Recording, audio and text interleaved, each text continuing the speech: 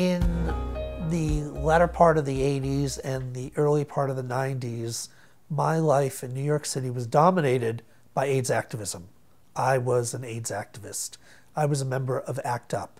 ACT UP was a direct action coalition of people who took to the streets to change policy regarding AIDS in the government, in medicine, in everything. When I joined ACT UP in the fall of 1987, I thought, where do I belong? And somebody said, well, what do you do? I said, well, I'm a journalist.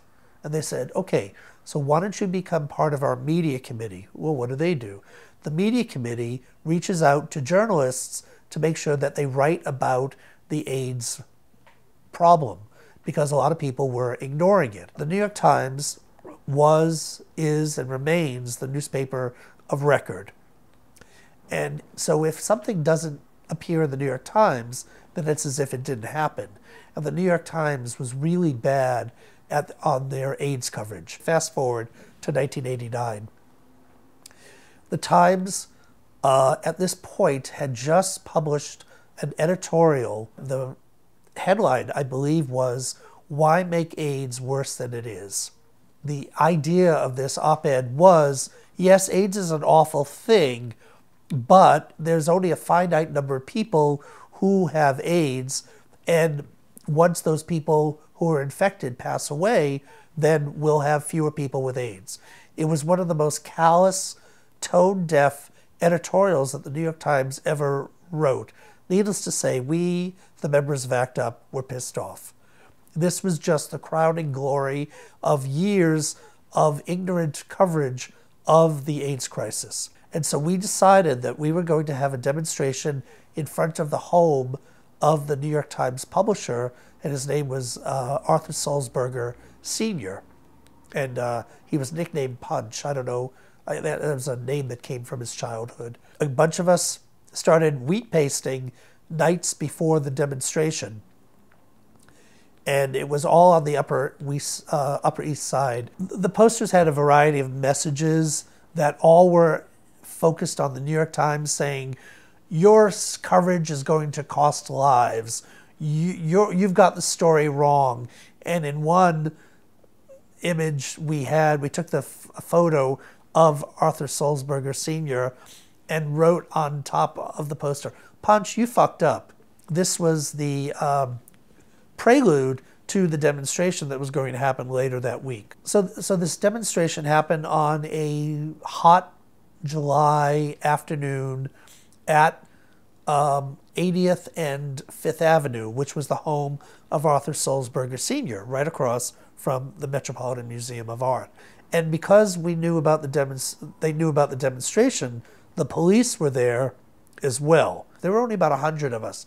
There were probably 150 cops there to protect the home of Arthur Sulzberger Sr. We realized we weren't going to get anything done here at 5th Avenue and 80th Street or 81st Street. And so the people who were negotiating the demonstration, who had organized it, said, we need to try another alternative, another strategy. And so they said, we are going to march from 81st and 5th Avenue down to 43rd Street in Broadway to Times Square to the office of the Times. We were going to bring our message of anger and protest right to the front door of the Times. And so 100 people just started marching down 5th Avenue to the Times. And the cops went crazy. What the hell are you doing? Where are you going? You know, at first they were trying to stop us, but they realized that the only thing that they could do was give us an escort.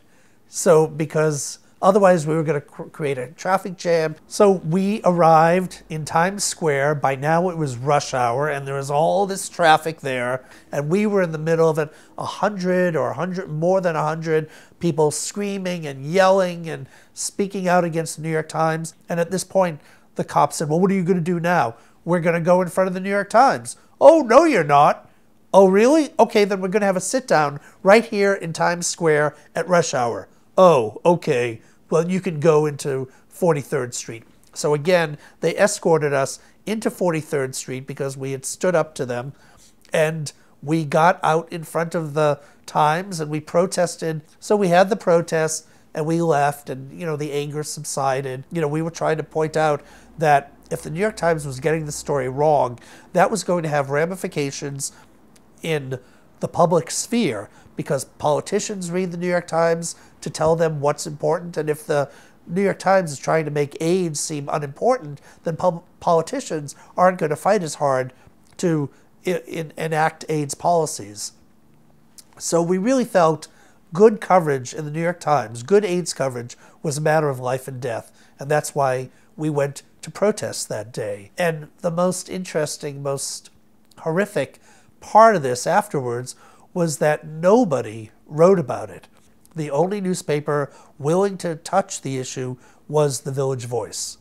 And they wrote a whole piece about not only the fact that the New York Times had been bad at AIDS coverage, but also that they obviously had enough power in this city that they could also squelch any resulting coverage and summon hundreds of police at a moment's notice. There wasn't any immediate change that was yielded from that protest.